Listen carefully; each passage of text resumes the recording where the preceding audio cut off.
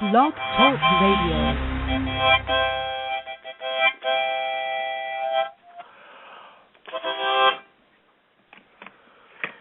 All right, here we are, everybody. Manny, Speakeasy, back for yet another episode.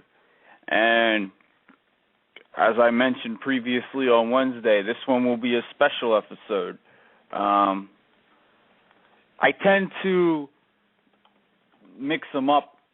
My episodes, usually I'll have one where I'm speaking poetry and then the other where I'm just talking, ranting on my opinions. And tonight's one where I do rant on my opinions. This will further detail the mental health issue that I tackled somewhat on Wednesday. Yes, Wednesday. And I want to start by saying I have gone through mental issues myself. Now, I'm really not sure how serious they actually were or are. So that is one thing where I do plan on following up at some point. Now, I would say partially or even mainly because of that, I have a personal connection to this topic, and I have a personal attachment to either the plight of people with mental health disorders or the awareness of it. I haven't talked too much about this before, even probably with my own friends, because I wasn't sure how to really tackle the subject.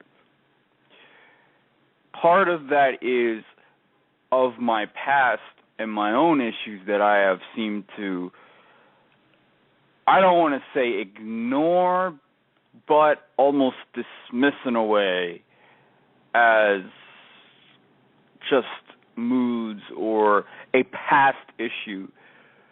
I didn't get into this on my blog, but the last blog that I put has, in case you missed this or, don't understand completely what I'm saying, you could read my blog and there's another avenue for that. When I was growing up, I'm 25 now. I would say until I was about 5 years old, this is the information I've gathered. I don't have proof right on hand right now of this, but I could understand it.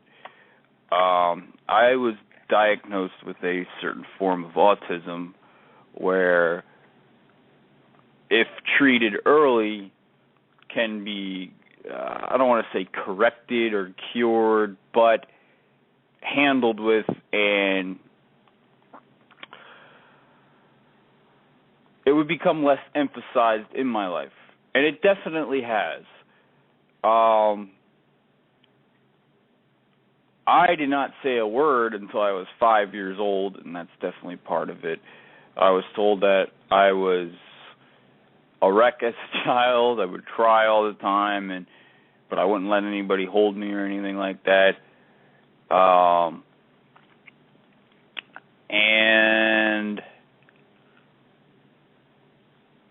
But I could read papers fluently at 3. Remember my family always telling me stories that, at 3 years old I'd be reading the newspaper and reading the stocks and stuff. But yet I wouldn't say a word to anybody. And my conversation skills, I think where I see the timeline and the connection to where I am now, because I've grown out of it very well, I would say. I definitely do have conversations with people. I definitely am more advanced than I would have been had I not gotten the help that I deserved. And for that, I must thank my mom for completely and wholly. She definitely took care of me and took me to the best place she could and got me the best help that she could. I am forever indebted for that for her, amongst many other things that she's done.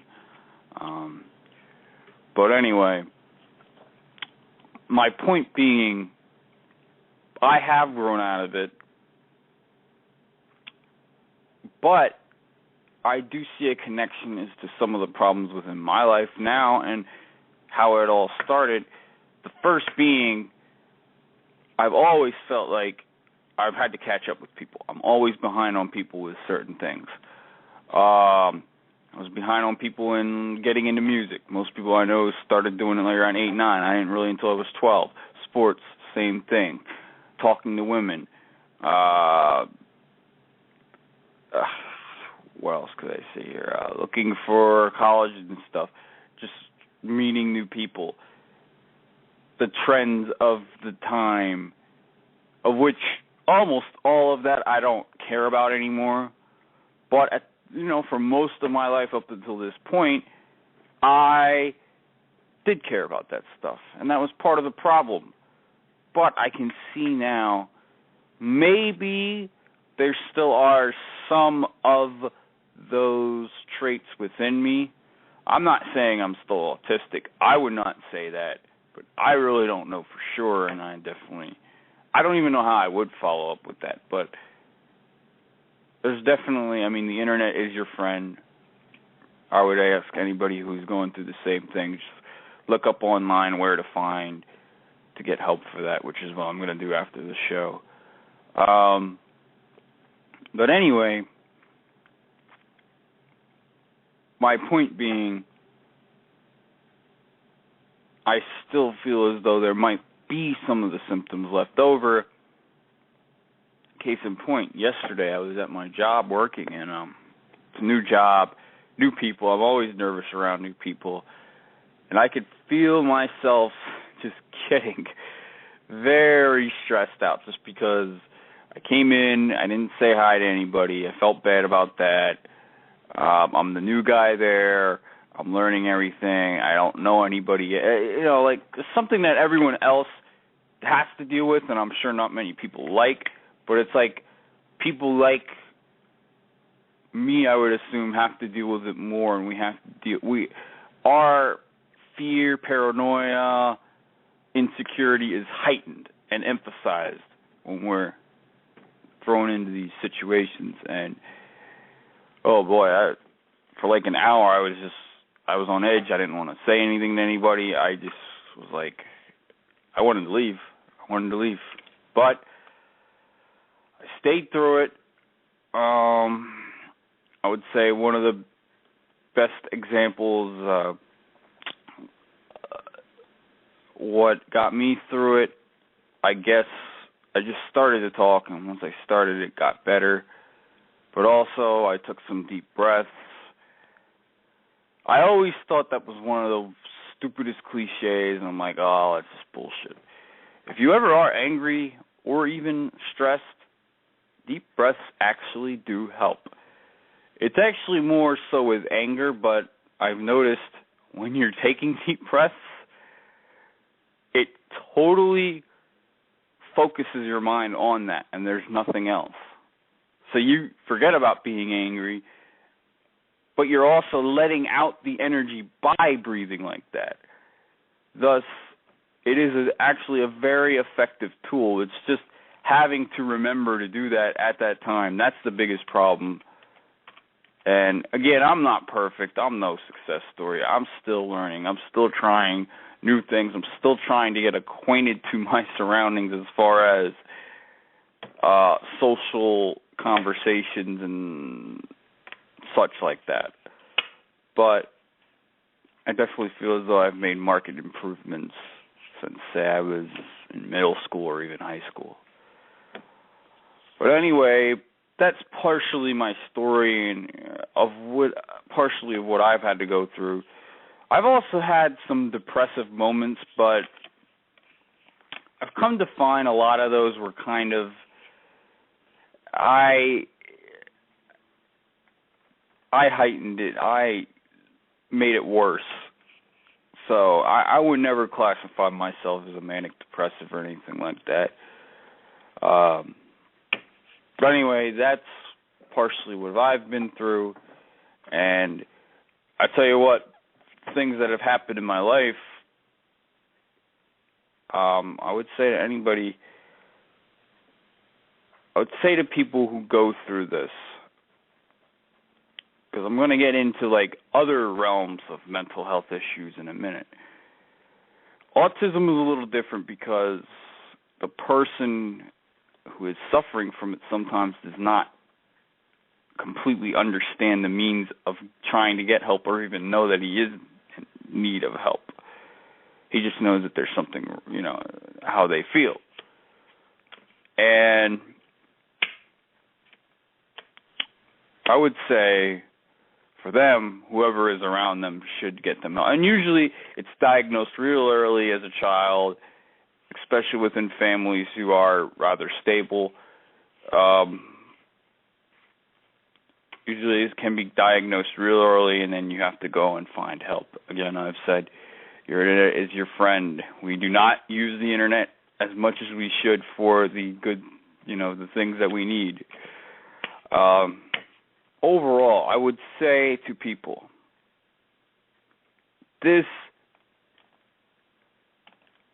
you have to understand something. And this goes for anybody autistic, bipolar, multiple personalities. Sometimes, actually this is mostly the case, your friends can not help you as much as you'd want them to because they do not understand the situation. I could not try to discuss with somebody what it feels like to have schizophrenia or multiple personality disorders. I don't know that. As far as I'm concerned, I'm not that. So I would not be able to understand what it feels like to go through that. Even maybe being a manic depressive, maybe I wouldn't understand it as much. I've been depressed in the past, but I can't say as though I've been manically depressive. Because to me, and I'm going to get into this again, but to me, that is where you're clinically, you have a history of it, a cycle of it, where you go through depressive states for weeks or months on end. Not where you have a couple of days where you're out of it because of something that happened, or even just, in my case, I'll have like a few hours and then I'm out of it, and then maybe I'll have, that's my old rocky road of emotions that I have. But that could be for another time and another day to continue into that. Anyway,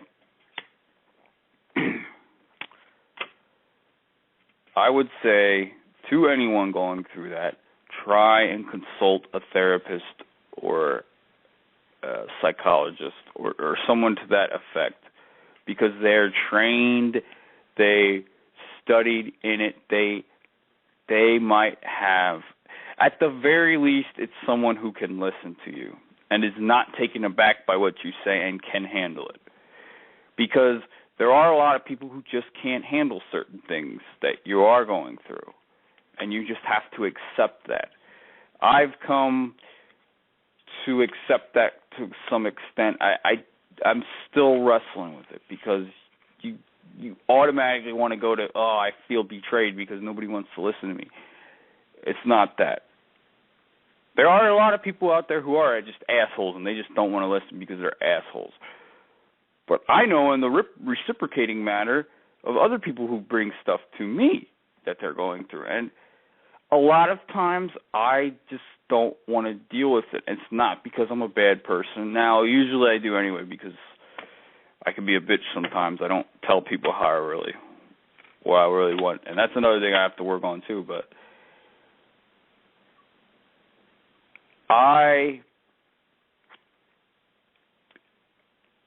I know how I used to get when I got when I had my depressed times. And again, I don't consider myself manic depressive, but when I do get depressed, it can be scary. And I don't want to get like that. Thus, I don't know if I can handle dealing with other people's stories. That's why I feel that way. It's not because I don't want to. It's not because I'm a bad friend or a bad person. And there are other people who just haven't gone through enough of it as well, and they just don't know how to help you. I guess another thing you could tell them, like, offhand, because I know with me, like, when I'm going through issues, sometimes I just want somebody there just to listen. I don't need advice. I don't need anything to help. No solutions. I just want people to listen. So maybe if you tell them that offhand first thing, maybe they will listen. If they're good friends, they will listen. If they can't handle it, they'll tell you afterwards. I don't know what to tell you. That's what I would do anyway. But that is probably the best help or advice I could give. It doesn't sound like a lot, but it definitely can help if you are willing to let it help you. Because there's some people, whether they have disorders or not, who are not willing to help themselves. They get too comfortable in feeling like shit, and they wallow in it the rest of their lives. I've seen people do that. It's even more frustrating than somebody who continues to try to get help and just they can't get it. I can deal with somebody like that more because at least they're trying. Other people who don't try, I don't get it. But anyway, that's a different thing. Now, another issue with this is there's so many different areas of mental health.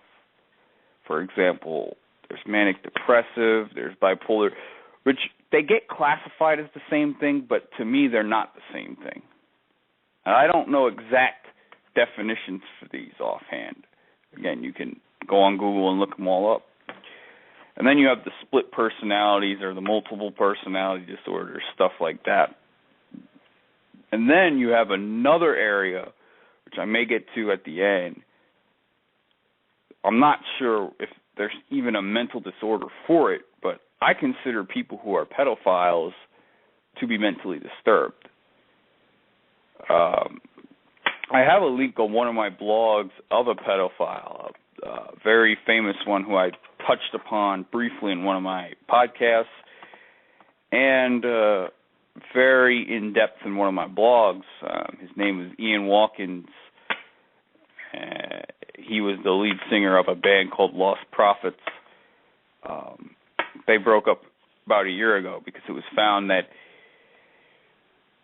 just an alarming and overwhelming amount of counts of pedophilia and child rape, child pornography. It's really disgusting. I mean, I couldn't believe it. And then when you look on the videos for it and stuff, there's investigators who have been investigating cases like this for 30, 40 years, and they're like, this is the most disgusting, vile thing I've ever seen. It's really sickening. But my point being is even someone as vile and evil and disgusting as him has a mental defect. There's something wrong there. And again, I would encourage all of you to look at that. It's my first blog. You have to scroll all the way down on my blogs page, on my rants page, exactly. And there's some videos to it on there that I have posted. And they explain that, they take pedophilia and explain it in a way I've never thought of it to be explained of before. I still don't have any sympathy for anyone who does something like that, and I still think they should be at the very least institutionalized. But I get a better view of what entails in that and how a person thinks when they're like that. That will lead me to my next point. After a quick break by our sponsors. Do you want a special pill to solve all your issues and your emotions? You can make yourself happy again. You can look like Dolly Parton or Joan Rivers, a smile always on your face, but it won't be without a facelift. Call this number, 777-5432. 8210, and you can get all the details on the latest innovation in curing mental health. Just take these pills and you'll be happy again.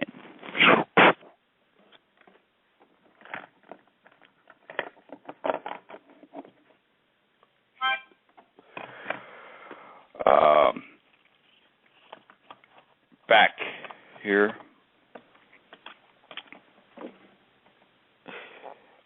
And the point I was going to get into before someone hijacked my phone, we'll call it that.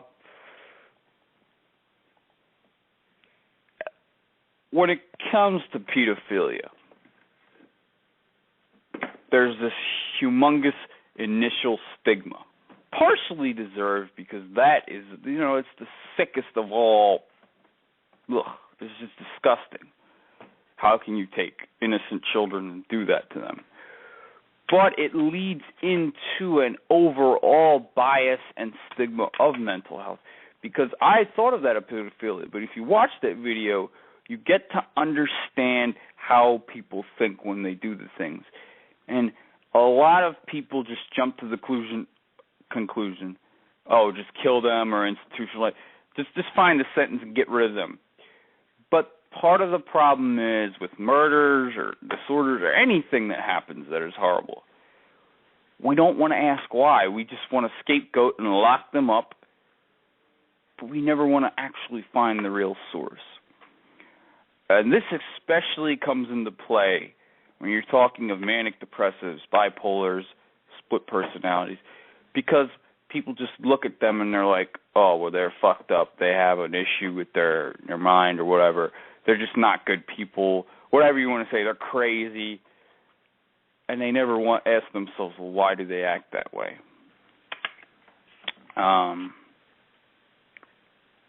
Good example could be somebody who's always quiet in class or something, and then, I don't know, they get a bad grade on a test and they flip out for some reason, or I'm trying to think of a good example here. Like, they just flip out for the stupidest things and people think they're crazy, but they're really not. Or even just a person who just never talks and people don't understand why. They never try and understand why. And to be honest, when you're a kid, it's not your job to understand why.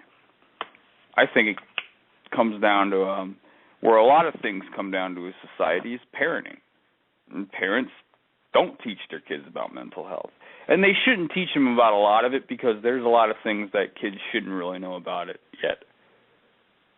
But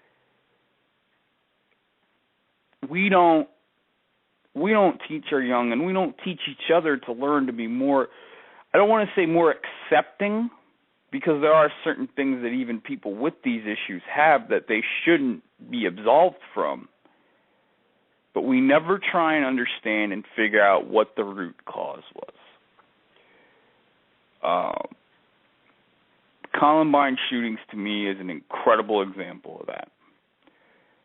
Everyone, right away, quickly, emphatically, abruptly, blamed Marilyn Manson, which, first of all, is off base.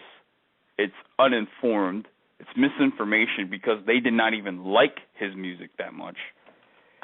But second of all, once again, if someone, it's like, as I said about the pedophilia, or even as I posted in my blog about people killing someone else. If someone kills 17 people, or 2 people in this case, kills 17 people, just because they listen to a song, there is some obvious imbalance there. Normal people don't do that. Normal people do not let a song do that to them. And that brings it back to the point, music does not do that. Or even bullying or pressure or any of that. There is an obvious, what most mental health disorders are chemical imbalances within the mind, within the brain. Something that the person who is inflicted with such cannot do anything about until they are treated. It's not their fault at the beginning. Now, if they don't get help, if they don't want help, and they just, they don't even try and better themselves, then they become fully to blame for what happens to them. But this is why I think the awareness needs to rise for this, and the stigma needs to be unattached, because the stigma, much like everything else, is unfounded. A lot of these people who go through these problems really are nice people. It's just they have issues within their own head and their own mind. They don't know how to fully